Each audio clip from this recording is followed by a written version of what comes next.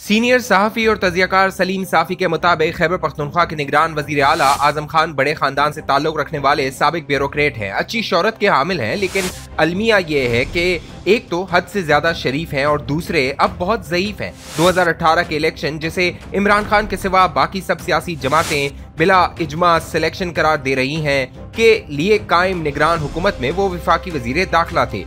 इनकी इस शराफत से तब सिलेक्टर्स ने भी फायदा उठाया, वो आराम से एक कोने में बैठे रहे। इधर RTS फेल किया गया, उधर पोलिंग स्टेशनों से पोलिंग एजेंट बाहर निकलवाए जाते रहे, लेकिन वो कुछ कर रहे थे और शायद न कुछ कर सकते थे। जब JUI ने खैबर पख्तूनख्वा के निगरान वज़ीर आला के लिए इनका नाम तजवीज़ किया तो मैं इस नामजदगी पर हैरान रह गया, क्योंकि उसूली तौर पर तो 2018 की निगरान हुकूमत के हर फर्द को अब की बार निगरान हुकूमत से दूर रखना चाहिए था। इनके 2018 की सिलेक्शन में इस हद से ज्यादा शरीफाना किरदार की वजह से किसी ने परवेज खटक की ड्यूटी लगाई कि वो आजम खान के मामले पर महमूद खान वगैरह को भी राजी करा दें, और उन्होंने ये मुआवजा कर दिखाया। पूरे मुल्क में वाह वाह होने लगी कि पंजाब के बरक्स खैबर पख्तूनख्वा में इत्तफाक राय से निगरान वज़ीर आला का इंतखाब हुआ, लेकिन अब पता चला कि मौलाना साहब ने क्या खेल खेला है। दरअसल इन्हें सूबे में निगरान वज़ीर आला की सूरत में एक उस्मान बुज़दार चाहिए था, क्योंकि बुशरा बीबी और फराह गोगी की तरह सूबे को असल में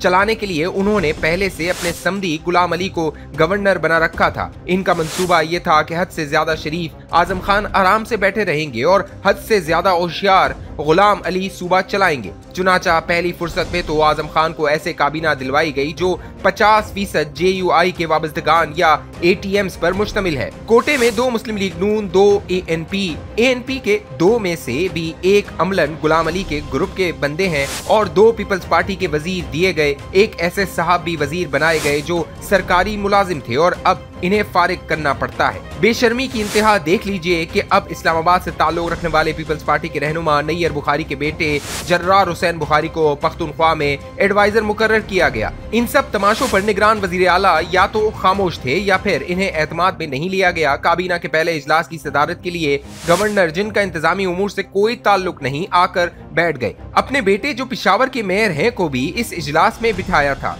एक वजीर की तकरीर के बारे में जब वजीर आला से सवाल किया गया तो उन्होंने लाइल्मी का इजहार किया। दूसरी तरफ सूबे में करप्शन का बाजार यकदम ऐसा गर्म हुआ है कि लोग PTI के दौर को याद करने लगे। सेक्रेटरी से लेकर चपड़ासी तक गुलाम अली अपने बंदे लगवाना चाहते हैं, जबकि दूसरी तरफ इत्तेहादी जमातें अपना हिस्सा मांग रही हैं। वजीर आला हैरान है कि करें तो क्या करें। मौलाना और गुलाम अली चीफ सेक्रेटरी और IG भी अपना लगवाना चाहते थे, लेकिन इस एक काम में वजीर आजम शहबाज शरीफ ने अपने इख्तियारात इस्तेमाल किए, जिस पर मौलाना नाला है और उन्होंने नून लीग पर दबाव बढ़ाना शुरू कर दिया है।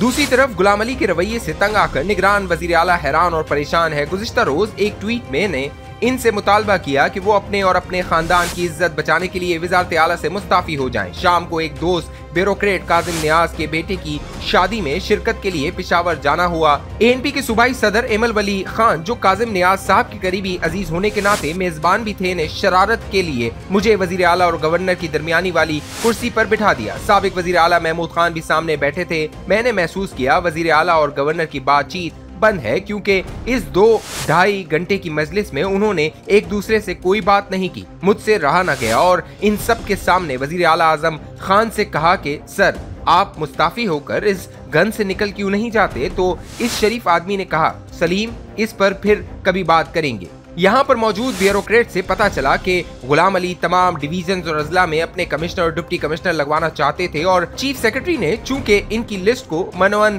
कबूल नहीं किया, इसलिए वो इनसे नाराज हैं। इसी तरह वो हर जिले में अपनी मर्जी के SPs लगवाना चाहते थे और चूंकि IG ने गवर्नर की मर्जी के मुताबिक तकर्रियां नहीं की, इसलिए गुलाम अली को अब IG भी जहर लगने लगे हैं। मैं हैरान हूँ कि दहशतगर्दी के फ्रंट लाइन सूबे में अगर सूबे के बड़ों के माबैन ताल्लुकात कार ऐसे हों तो इस सूबे का क्या बनेगा? सूबे को सबसे बड़ा चैलेंज तालिबान का दरपेश है, लेकिन इस हवाले से गुलाम अली और JUI मुकम्मल खामोश हैं। TTP के अमीर मुफ्ती नूर वली ने उल्मा के नाम जो सवालनामा भेजा, इसके मुखातिब बुनियादी तौर पर उल्मा की सबसे बड़ी जमात के सरबराह मौलाना फजल रहमान है, लेकिन आज तक उन्होंने इस मौजू पर लबकुशाई की है और न गुलाम अली ने, बल्कि इस्लामाबाद में इस सिलसिले में उल्मा की जो मीटिंग बुलाई गई, इसमें भी वजीर मजहबी उमूर और मौलाना के बेटे असद महमूद ने बहाना बनाकर शिरकत नहीं की और मुफ्ती तकी उस्मानी साहब को आगे किया।